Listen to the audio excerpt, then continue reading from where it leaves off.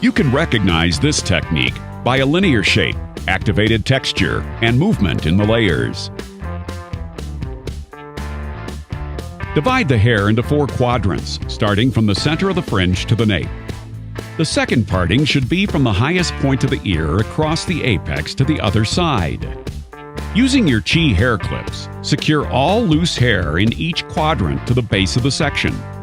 Starting at the fringe, create a guideline by combing the hair in the natural fall and positioning your fingers horizontal to the parting.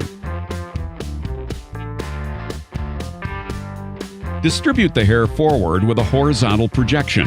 Hold your fingers parallel following the curve of the head and cut no further than the knuckle of your middle finger.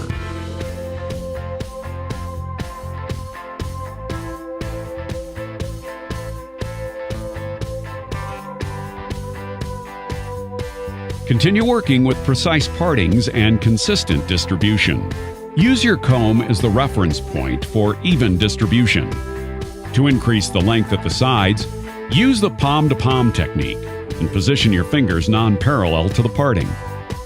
At the center of the fringe, position your hand horizontally, cutting the hair even with the original stationary guide. Follow the guide to project this section horizontally. Position your fingers non-parallel to the parting. The length towards the back will increase as you cut.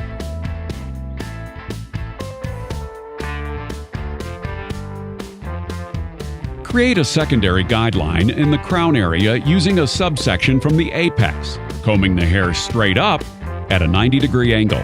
While still holding the tension on the hair, drop your hand towards the head to reduce stress on your shoulders, and cut. Continue bringing all sections perpendicular to the stationary guide for consistency. Use the previous guideline from the other side to keep the length consistent. Distribute the hair using a stationary guideline and control this between your fingers. Drop your hands closer to the head and cut parallel to your fingers to reduce the stress on the shoulders while cutting.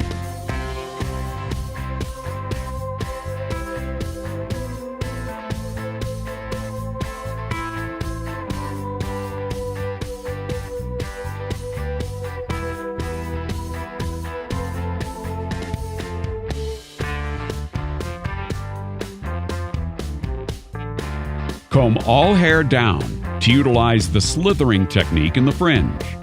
Begin by inverting your shears vertical to the part, holding them with the index finger and thumb for control. To achieve the same result on the opposite side, repeat step 19.